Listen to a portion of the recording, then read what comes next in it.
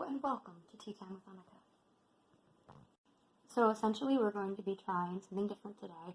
I'm going to be doing the book review more like a YouTuber kind of sense, sort of social media, the way that people commentate. It's a little more personal. So we'll see how this goes. You also might hear dogs walking around in the background because I'm currently home alone and taking care of them. So enjoy that.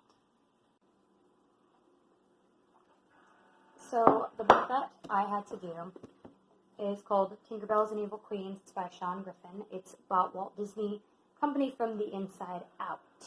Out is highlighted pink. It's sort of a commentary pun, which you also see a lot of in Disney itself, according to Griffin. A lot of comments about, what are you doing in the closet? And just like different little lines. And that specific line was from Three Men and a Baby. And overall, it's a very good book. It does a really good job doing the queer lens. So let's get into it. Our first two chapters of Tinkerbelles and Evil Queens mostly cover Disney itself. It has a little bit of some queer lens in it, but it's more a rundown of Disney's use of sexuality, and then it's becoming a wholesome image. Originally it started out carnivalesque. It was very sexualized, Disney. Many began to blame the loss of purity, which was films such as Disney. That was their blame for the Great Depression. So Disney began to remake their image as wholesome around the Great Depression, probably a little bit later in it. There was a lot of backlash on their films. Even cow udders were eliminated eventually.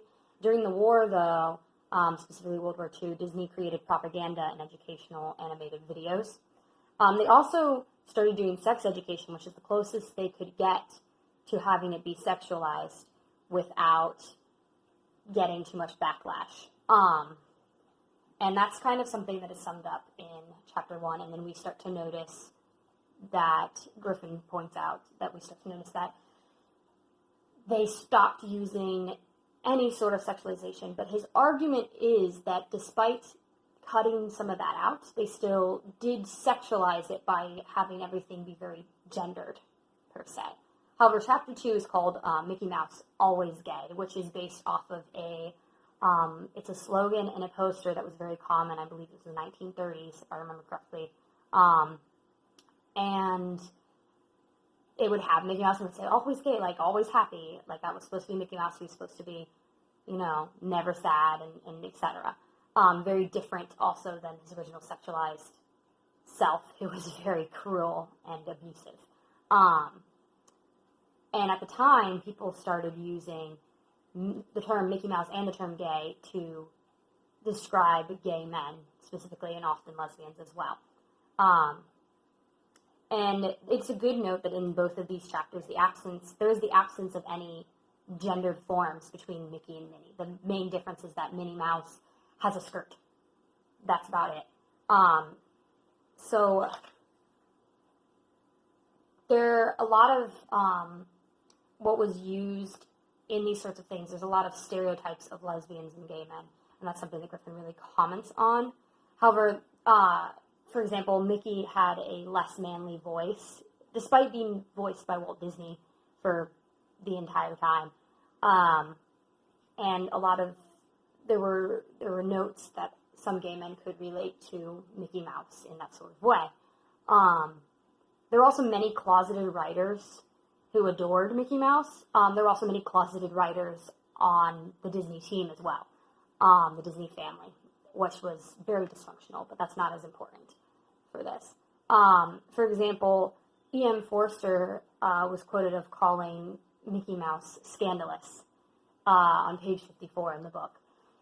And that was why he adored him. And it was more geared towards the way he was originally, obviously. But fantasy, Griffin notes, allows homosexuals to take liberties and to feel free. And homosexual is not really a term that you want to be using. It's a little outdated. But it gears towards the LGBTQ community, and it allows people to be able to interpret things based on how they're kind of like where they're coming from. It's the illusion of life. There was an affirmation of otherness through the reject kind of fantasy stories. For example, Ferdinand the Bull and the Reluctant Dragon, who both did not feel the need to, fight or eat people. And they were considered very prim and proper, and Ferdinand the Bull would smell flowers often, and Reluctant Dragon had tea parties, and just very things that kind of made you feel like they were possibly more geared towards the gay community. Let me find my own page really fast. In our textbook, Ott and Mack describe camp as being those elements in a person, situation, or activity which express or are created by a gay sensibility. It resonates with experiences of queer individuals living in a heterosocial system. Camp is very much talked about by Griffin in this book. He describes it as a way of looking at things, a quality discoverable in objects in the behavior of persons, a being as playing a role. So essentially, it's a lot of acting, even in homosexuality. It's a lot of the stereotypes. It's more what you think you need to be is kind of what Griffin covers a little bit. Some good examples, though, for his examples for camp are Spin and Marty and Jody. Spin and Marty, it's basically, there's a bunch of different shows in Disney where the emphasis was more on the two guys being friends, but it's and then they would throw in girls for them to be with. And you wonder whether it's just to keep the kind of heterosexual idea, but it doesn't mean that they're actually heterosexual, is more what Griffin is examining, just from a queer perspective. It's always normalizing heterosexuality in character. So apparently it can only go so long. As I was saying, it's always normalizing heterosexuality in characters that don't necessarily need it, or romance for their story. This is on page 88 of Griffin's story. Part 2 begins with chapter 3, 4, and 5. It's more the history of homosexuals in the Disney company. If you've ever seen Old Yeller, the teenager the actor's name is Tommy Kirk. Tommy Kirk was very, very popular. He was also on the Mickey Mouse Club with Annette, who was another very popular, female sort of figure. And the big thing about Tommy Kirk is that he ended up being gay. And when he came out as gay around the time he was 18, Disney fired him. And he's never really gotten back off his feet for that. So that was something that was very much feared at the time. A league was created in benefits for Disney employees. There were Disneyland and Disney World groups. And a lot of that they had a lot of backlash for those sorts of things. But there was a lot of discrimination. But as Griffin enters into chapter 4, you enter more of an era where, Disney has died at this point, and there are a lot of people that are very supportive. For example, I think his name is Jeffrey. I'll add that in later. He was very supportive of the gay community, and it's partly because of Howard Ashman, which is part of the Auteur analysis. So it's more like the author of something really influences what is the real interpretation of a story. So Howard Ashman died of AIDS right after making Beauty and the Beast. So the idea is that Beauty and the Beast is an example of a man with AIDS just looking for love as he's slowly nearing the end of his life. And Howard Ashman brought more life to productions. He also possibly brought his own outsider perspective, being homosexual. It was a completely different case than with Tommy Kirk. He did not get fired, obviously, he did die, but he was very revered by everyone, for the most part, in the Disney community. Another thing was the queerness of the genie, which was also created partially by Howard Ashman before he died. He constantly changes gender, or he cross-dresses. He even changes species. And the greatest heartfelt relationship is between the genie and Aladdin, and not so much Aladdin and Jasmine, the biggest thing is the genie. One of the biggest things in chapter 4 that Griffin notes is that Disney began to dabble. In about 1992 and 1993, they started dabbling in homosexual subjects through Miramax and Touchstone, not really like their Disney section as much. But it was all very geared more towards gay men than lesbians. And being geared more towards the gay men and lesbians, it doesn't really cover the LGBTQ, doesn't reach a lot of different queer areas as much. But there were, besides like Genie and Aladdin, there were other things like Newsies, the most heartfelt connection is also through the two main characters. And this is something he covers quite a bit. The closest lesbian things is like there's inklings of it in Golden Girls, and then of course Ellen, which had Ellen DeGeneres, and she ended up coming out gay in the show much later. But all these, Disney has to throw a wrench in it. It's either a joke or read as queer, but it can't be queer. The biggest thing, like, there's often, like, hooting at or attracting girls while the two guys are being best friends. It's having Jack in Newsies kiss Sarah at the end just to kind of be like, oh, the two guys aren't together. Having lots of women in Three Men and a Baby come throughout so it doesn't look like the men are, like, in any sort of interesting relationship. And finally, one of them actually marries the female roommate. Just different things like that. It's very big that they do that. For chapter 5, it talks more about target marketing. Roy and Walt Disney saw merchandise publicize the film, not vice versa. But you could do more with it. Synergy encourages further consumption of studio products. Soap operas, Burger King, parks, etc. The ads were targeted at specific groups. For example, it could be women, young boys / good versus evil, etc. And in the 1980s, they became aware of the gay market. And gay nights were being held for benefit for AIDS, but it was very subtle. It was never deliberately said that it was for gay men. And it was always subtle targeting so that they didn't alienate their hetero families, which is called gay window advertising. The idea is to slip in and break through to hidden meaning. There were a lot of the closet jokes, as I mentioned earlier. But it was a lot of this at the time there was a lot of consumption of pride, as if it wasn't an actual thing that you could be. It was more you could buy and eat pride even, was a quote that was in there. But according to page 201 of Griffin, the gay market was easily targeted and would respond to any company that treated it with respect. Restrictions on gay identity, though, in film, for example, lesbian chic, the gay market became young, white, middle or upper class men, basically more money. That's who they were aiming at. There was a controversy over showing the extremes and having no real diversity.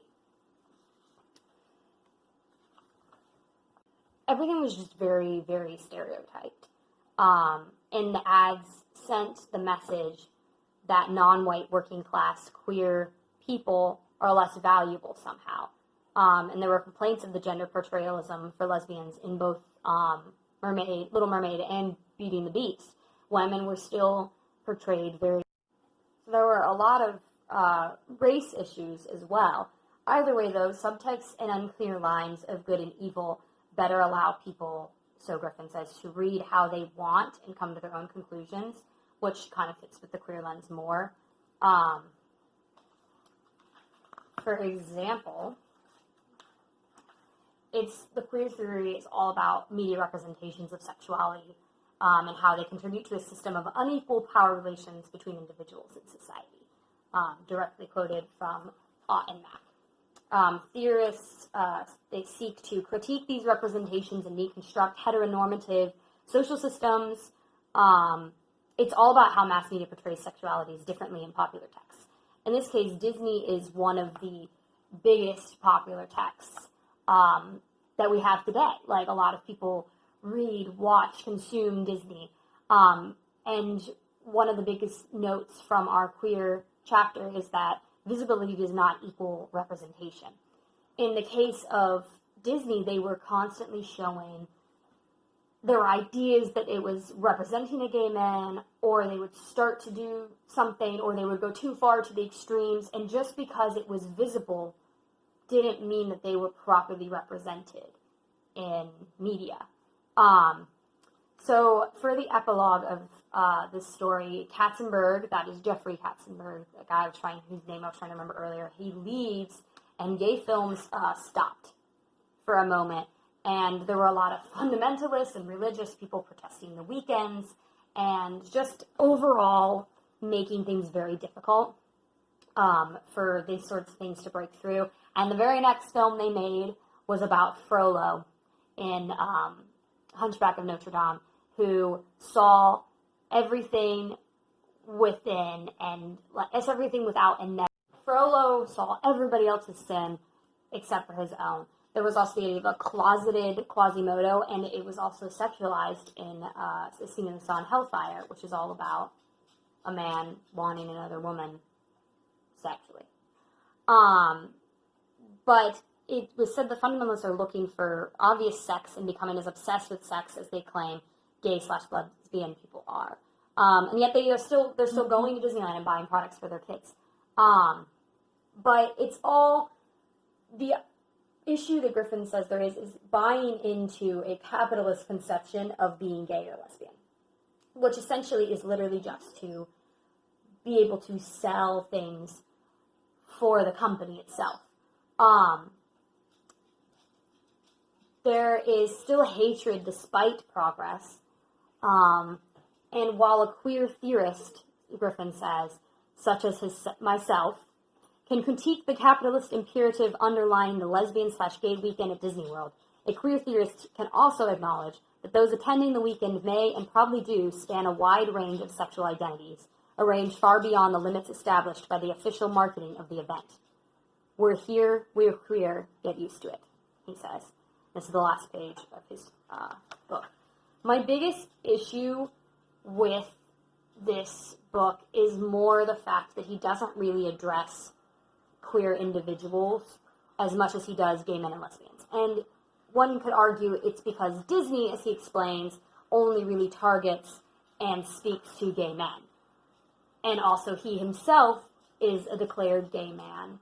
But I really feel like they could have really addressed more of the LGBTQ community. Otherwise, Griffin does a brilliant job really using camp throughout, using the examination of sexualities portrayed in mass media. He uses lots of good examples, which I was struggling to convey through this film because I cannot have it be too long. So overall, it was a really, really good book, and I would honestly recommend it. Thank you, guys.